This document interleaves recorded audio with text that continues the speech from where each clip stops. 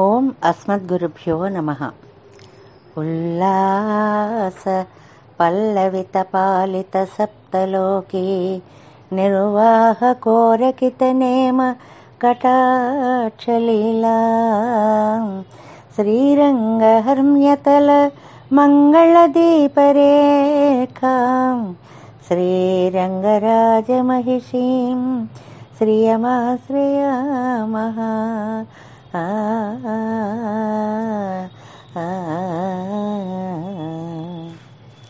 ప్రియ భగవద్బంధువులారా, శ్రీగుణరత్న కోసం ఎంత చెప్పుకున్నా అమ్మ వైభవాన్ని ఇంకా ఇంకా ఇంకా భట్టర్ వారు మనకి విభిన్న కోణాల్లో దృక్పథాల్లో అందిస్తూనే ఉన్నారు.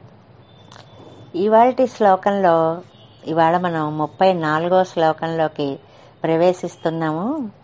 ఇందులో అంటారు, ఇంతకు ముందు నిన్న చెప్పినటువంటి ఆ అన్యేపి యవ్వన ముఖాహ అనేటువంటి శ్లోకాలలో అమ్మ మీ ఇద్దరికీ యవ్వనము మొదలైన గుణాలన్నీ ఒకేలాంటివి కదా అని చెప్పారు కదా. అప్పుడు ఆయనకే అనుమానం వచ్చిందేమో, ఇద్దరికీ గుణాలన్నీ సమానమే అన్నప్పుడు మరి ఇంకా ఆయన విశిష్టత ఏమిటి, ఆవిడ ప్రత్యేకత ఏమిటి, అదేదో విడిగా చెప్దాం వీళ్ళకే అని అనుకున్నారేమో. ఈనాటి శ్లోకంలో ఒక స్పష్టతని ఇస్తున్నారు ఆ గుణ విభజనలో. ముందుగా శ్లోకం అనుసంధానం చేసుకుందాం.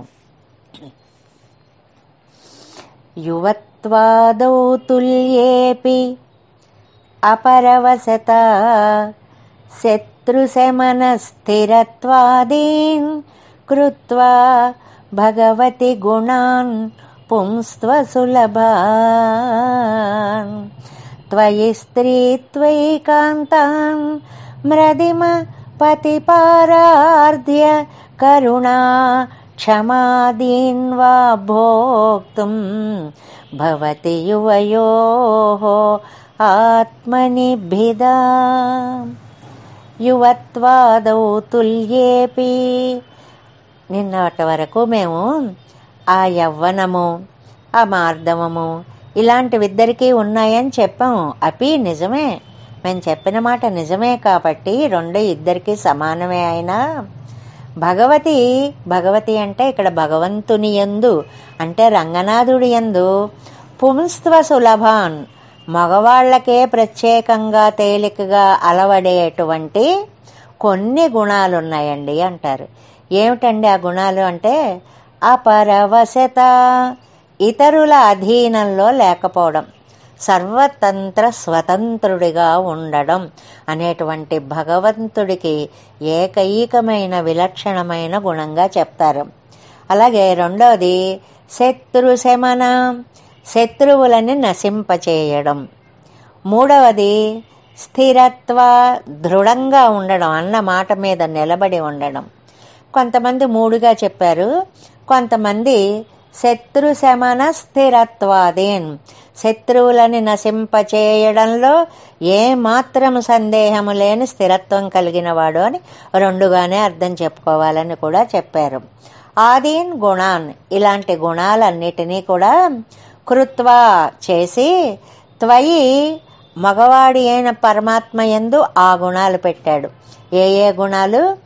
అపరవశత ఒకటి, అంటే స్వతంత్రుడుగా ఉండడం ఒకటి, శత్రు శమనం 2, స్థిరంగా ఉండడం 3, లేకపోతే శత్రు శమనంతో స్థిరంగా ఉండడం అని 2. ఈ గుణాలు ప్రత్యేకం స్వామికి పెట్టేశాడు. మరి నీ దగ్గరకు వచ్చాడు.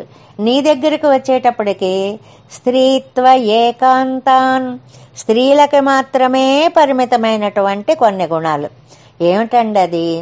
మ్రదిమ పతిపారార్ధ్య కరుణ క్షమ, 4 గుణాలు చెప్పారు అమ్మకి. మ్రదిమ, మృదువైన హృదయం. మృదుత్వం శరీరంలో ఎలాగూ పువ్వులా ఉంటుంది, కనిపిస్తూనే ఉంటుంది. హృదయం కూడా అంత పువ్వులాగా అంత మృదువుగా ఉంటుంది అని. అలాగే పతిపారార్ధ్యం, పతికి పరతంత్రయ్యి ఉండడం, ఎప్పుడు ఆయన ఎలా చెప్తే అలా నడుచుకోవడం అనేది. కరుణ, దయ. కరుణ అంటే ఇతరుల యొక్క దుఃఖాన్ని సహించలేకపోవడానికి కరుణ అని పేరు. అలాగే క్షమ, సహనం, ఓర్పు అంటే అమ్మకి 4 గుణాలు చెప్పారు. మృదువైన హృదయం ఉండాలి, భర్త చెప్పినట్లు వినాలి, కరుణ చూపించాలి, దయ చూపించాలి.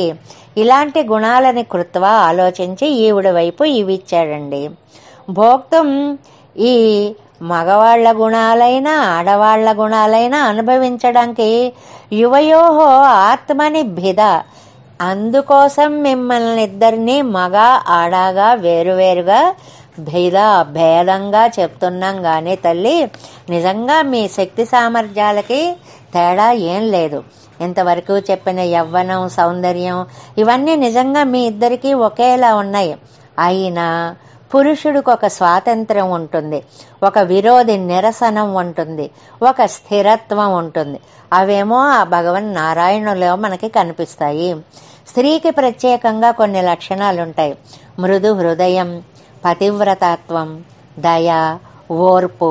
ఈ 4 గుణాలు ఈవిడకు ఉండి ఈ గుణ విభజనతోటి ఆయన పురుషుడుగా ఈవిడ స్త్రీగా చెప్పబడుతోందే గాని ఆయన దగ్గర ఈ గుణాలు ఉండవు అని కాదు, ఈవిడ దగ్గర ఆ గుణాలు ఉండవు అని కాదు.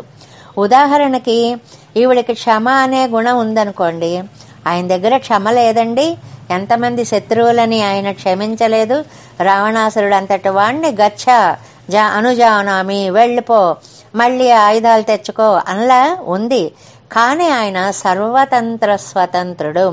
క్షిపామి నక్షమామి, రౌరవాది నరకాల్లోకి తోసేస్తాను, క్షమించను అనగలిగిన సర్వతంత్ర స్వతంత్రత అనేటువంటిది ఆయన దగ్గర ఉంది. అలాగే ఏమండి, అమ్మకి స్వాతంత్ర్యం లేదా? అన్ని విషయాల్లోనూ స్వాతంత్ర్యం ఉంది. కానీ భర్త దగ్గరికి వచ్చేటప్పటికి ఒక పతివ్రతత్వం, ఆయన చెప్పినట్లుగా నడుచుకోవడం అనేటువంటి గొప్ప లక్షణాన్ని అమ్మ చెప్తుంది. మనం ఈ శ్లోకం చెప్పుకున్నాం. అసందేశాత్తు రామస్య తపసశ్చానుపాలనాత్ నత్వాంకుర్మి దశగ్రీవ భస్మ భస్మార్హ తేజస. నా భర్త నాకు అనుమతి ఇవ్వలేదు కాబట్టి, ఆ ఒక్క మాటలోనే ఆవిడ పరతంత్రురాలు అనేటువంటి విషయం మనకి చాలా స్పష్టంగా తెలుస్తుంది. భర్తకు అనుకూలంగా ఉండడం. దయ అంటే పరదుఃఖ దుఃఖిత్వం, అంటే ఇతరులు బాధపడుతుంటే చూడలేకపోవడం.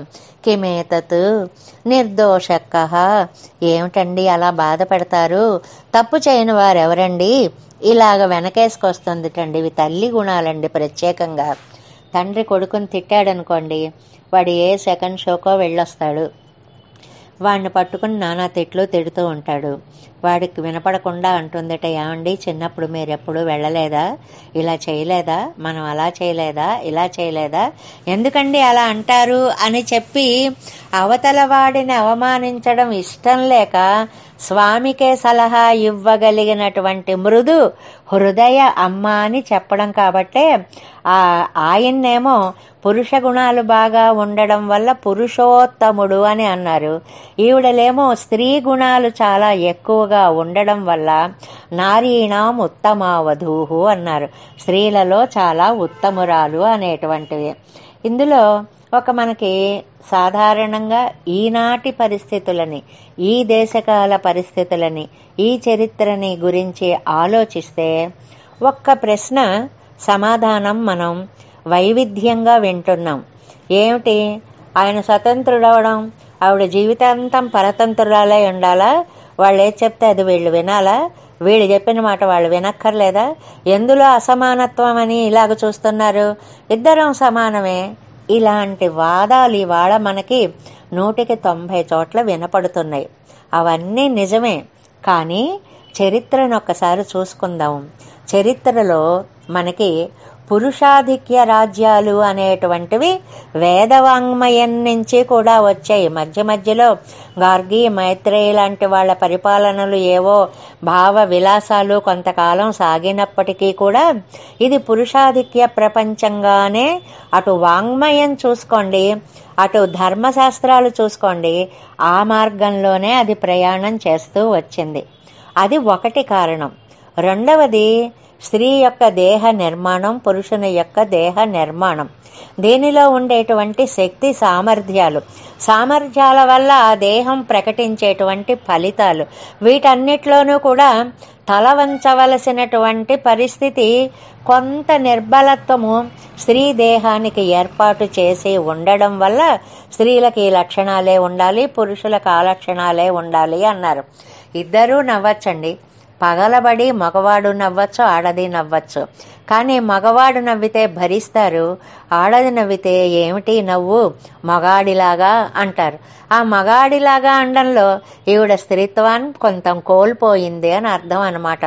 అంటే మనకి రెండు పరిస్థితులని ఈ సామాజిక పరంగా మనం అంగీకరించి తీరాలి. ఎంత సరిసమానులమో అని అనుకున్నప్పటికీ కూడా దేశ పరిస్థితి, చరిత్ర పరిస్థితి, కాల పరిస్థితి, సాహితీ వాంగ్మయ పరిస్థితుల దృష్ట్యా కూడా పురుషాధిక్య పరిపాలనే మన దేశంలో సాగుతూ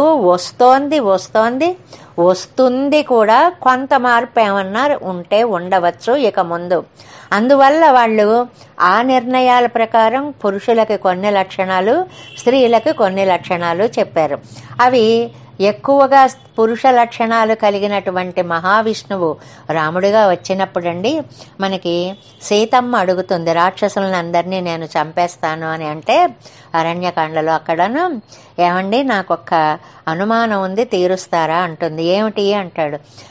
ఏమీ లేదు, అసత్యం పలకడం ఒకటి, పరదారాభిగమనం ఒకటి, ఏ వైరం లేకుండా శత్రువులను చంపడం ఒకటి తప్పని అంటారు కదా. మీ దగ్గర ఈ మూడిట్లో మొదటి రెండు ఎలాగూ లేవు, మీరెప్పుడు అసత్యం పలకరు. పరదార, ఇతర స్త్రీల దగ్గరికి వెళ్ళడం అనేది మీ చరిత్రలోనే ఉండదు. ఒకే బాణము, ఒకటే మాట, ఒక్క భామకే రాముని ప్రేమ అన్నారు. ఇంకా మూడోది వినా రౌద్రేణ, ఏమాత్రము కూడా వైరము లేని చోట రౌద్రత, వినా వైరేణ రౌద్రత. ఏమాత్రం ఈ రాక్షసులకి మీకు ఏం గొడవలు జరిగాయనండి, వాళ్ళని చంపేస్తారు అని అడుగుతుంది. చంపేస్తాను అంటున్నారు అని అడుగుతుంది. దానికి ఆయన చెప్తాడండి ఒక సమాధానం. అప్యహం జీవితం జహ్యాం త్వాం వా సీతే సలక్షణాం నహి ప్రతిజ్ఞాం సంసృత్య బ్రాహ్మణేభ్యో విశేషతః. సలక్ష్మణాం, లక్ష్మణుడితో సహా, అపి అహం జీవితం జహ్యాం, సీత చెప్తున్నాను, నేను ఇతరులని రక్షించడం కోసమని నా ప్రాణాలైనా ఇస్తా. త్వాం వా, నీ ప్రాణాలైనా నువ్వు తీసుకోవడానికి నేను సహకరిస్తా, దూరం అయిపోతా. లక్ష్మణుణ్ణి దూరం చేసుకోవడైనా నేను సిద్ధపడతా. నహి ప్రతిజ్ఞాం సంసృత్య బ్రాహ్మణేభ్యో విశేషతః, బ్రాహ్మణోత్తములకు ఇచ్చినటువంటి ఒక మాటని మాత్రం నేను ఎట్టి పరిస్థితులలో జవదాటను, దానికోసం ప్రాణార్పణానికి కూడా నేను వెనుదీయను అని ఒక మాట అంటాడు. అంటే ఇక్కడ మహర్షులందరికీ కూడా మీకెందుకు, నేను రాక్షస సంహారం గావించి మీ తపస్సులు నిర్విఘ్నంగా జరిగేలా నేను సహకరిస్తాను అన్న మాటని నిలబెట్టుకోవడానికి ఇవాళ నేను ఈ రాక్షసుల మీదకు వెడుతున్నాను అంటాడు. అంటే ఏమిటనమాట, ఆ భక్తులని రక్షించడము కోసమని పురుష లక్షణాలలో ఒక కాఠిన్యాన్ని తాను అవలంబించి, తనకి శత్రువులైనా కాకపోయినా తన భక్తుల యొక్క భక్తికి అడ్డు వచ్చేటువంటి రాక్షసగణాన్ని సంహరించేటువంటి కాఠిన్యం ఆయనకే తగుతుంది. అలాంటి కాఠిన్యం అమ్మ దగ్గరికి రమ్మన్నా రాదు. అమ్మో శూలాలు ఇచ్చి పొడి చేస్తున్నా, ఏదో గుచ్చి ఇలా తినేస్తాం అలా తినేస్తాం అన్నా, ఎంతంత భయంకరమైన మాటలో అన్నా కూడా మీకేం భవేయం శరణం హివః, మీకేం పర్వాలేదు, నేను మిమ్మల్ని రక్షిస్తాను అన్నంత మృదు హృదయం ఎక్కడి నుంచి వచ్చింది ఆవిడికి? అది స్త్రీ సహజమైన లక్షణం. కాబట్టి స్త్రీని ఏదో దూరంగా బంధించారు కాదు, ఒక అంతఃపురంలో పెట్టి పూజించారు, ఒక గౌరవాన్ని కలిగించారు అనేటువంటి లక్షణాన్ని ఈ సందర్భంగా మనం ఇక్కడ సమన్వయం చేసుకోవాలి. గౌరవం అనేది ఎప్పుడూ పరస్పరం ఇచ్చిపుచ్చుకోవడాల్లోనే ఉంటుంది తప్ప శాసనం వల్ల కార్యము జరగదు. శాసించడం వల్ల నువ్వెంతంటే నువ్వెంతే అనే సమాధానాలే వస్తాయి. కానీ ప్రేమాభిమానాల వల్ల, ఇచ్చిపుచ్చుకునే తత్వాల వల్ల వాళ్ళల్లో ఉండే పురుష లక్షణాలు, స్త్రీ లక్షణాలు రెండూ కూడా ప్రకటితం అవుతాయి. కాఠిన్యం లేని మార్గం ఆవిడిదైతే పారతంత్రం లేని స్వతంత్రం శత్రునాశనానికి ఆయనకి ఉపయోగిస్తుంది.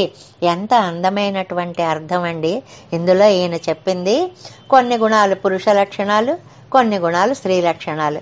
అయితే ఆ లక్షణాలు మా స్త్రీలకు ఉండవండి, అయితే ఈ లక్షణాలు మా పురుషులకు ఉండవండి. ఉంటాయి. అన్ని గుణాలు అందరిలోనూ ఉంటాయి.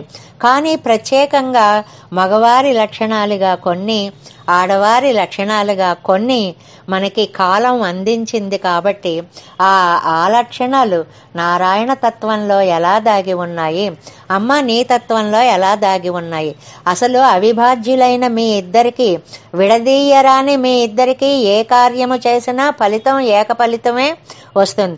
మరి ఎందుకు ఈ స్త్రీత్వ పుంస్త్వ భేదాలు అని అంటే ఆ లక్షణాలని ఆయా అవసరాలను బట్టి ప్రకటించి ఆశ్రిత రక్షణం చేయడమే దీని పరమార్థం తప్ప ఎవరు గొప్ప ఎవరు కాదు అని కాదు. ఒక రథానికి 2 చక్రాలు ఉంటే ఆ చక్రాల్లో ఏ చక్రం గొప్పండి అంటే ఏం చెప్తామండి? 2 చక్రాలు సరిసమానంగా ప్రయాణం చేస్తేనే అందులో ఉండేవాడు హాయిగా గమ్యం చేరగలుగుతాడు. ఇలాంటి ఉదాహరణలు ఎన్నో ఉన్నాయి. కాబట్టి అటు స్వామి స్వతంత్రుడు, అమ్మ పరతంత్రురాలు. ఈవిడ పారతంత్రం ఆవిడికి చిన్నతనం తెచ్చేది కాదు, ఆయనతో కలిసిన భోగానుభవానికి సహకరించేది. అమ్మ మృదు హృదయ, ఆయన కఠిన హృదయుడు. అంటే ఆయన రాయి లాంటి వాడేమీ కాదు. ఆనాడు వాలిని చంపేసిన తర్వాత సుగ్రీవుడి కంటే ఎక్కువ ఏడిచినవాడు శ్రీరామచంద్రుడే. కాబట్టి ఈ గుణాలన్నీ ఒకళ్ళకొకళ్ళు పరిపోషకాలుగా గౌరవించుకునేటువంటి గుణాలు భార్యాభర్తృ సంబంధంలో పరస్పర గౌరవభావము, పూజ్యభావము జీవితానికి ఎలా సహకరిస్తుంది అనేటువంటి అంశాన్ని భట్టర్వారు మనకి ఈనాటి శ్లోకంలో చాలా చక్కగా అందించారు. జై శ్రీమన్నారాయణ. జగన్మాత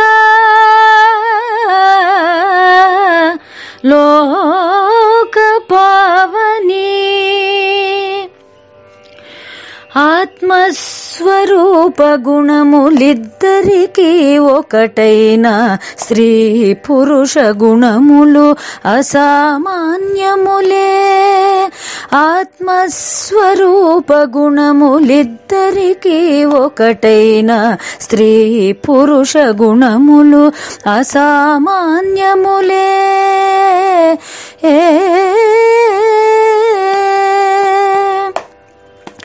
భగవత్తత్వముగా మీరలొక్కరే అయిన గుణానుభవమున మీరలిర్వురైతిరే. భగవత్తత్వముగా మీరలొక్కరే అయిన గుణానుభవమున మీరలిర్వురైతిరే. స్వాతంత్ర్యము శత్రుశమన స్థిరత్వములు పురుషునిగా శ్రేయపతికి మాత్రమే సహజ గుణములే. స్వాతంత్ర్యము శత్రుశమన స్థిరత్వములు పురుషునిగా శ్రేయపతికి మాత్రమే సహజ గుణములే. ఆత్మస్వరూప గుణములిద్దరికీ ఒకటైన స్త్రీ పురుష గుణములు అసామాన్యములే.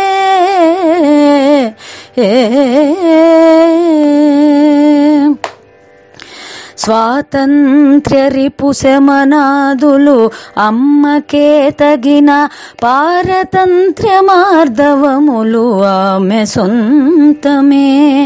స్వాతంత్ర్య రిపుశమనాదులు అమ్మకే తగిన పారతంత్ర్య మార్దవములు ఆమె సొంతమే. కాఠిన్యము దరి చేరదు స్వాతంత్ర్యము తల ఎత్తి తలయెత్తదు జీవరూపమునకీవే ప్రతీకవమ్మా. కాఠిన్యము దరి చేరదు స్వాతంత్ర్యము తలయెత్తదు జీవరూపమునకీవే ప్రతీకవమ్మా. ఆత్మస్వరూప గుణములిద్దరికీ ఒకటైన స్త్రీ పురుష గుణములు అసామాన్యములే.